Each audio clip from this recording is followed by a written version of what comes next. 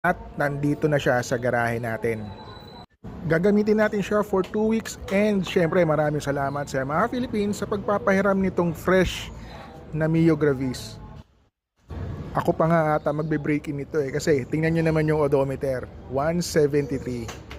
And since this is the first day, ito ang mga impressions ko sa Mio Gravis version 2. Yung underseat compartment niya malapad, kaya lang may mga helmet na hindi kayang ilagay.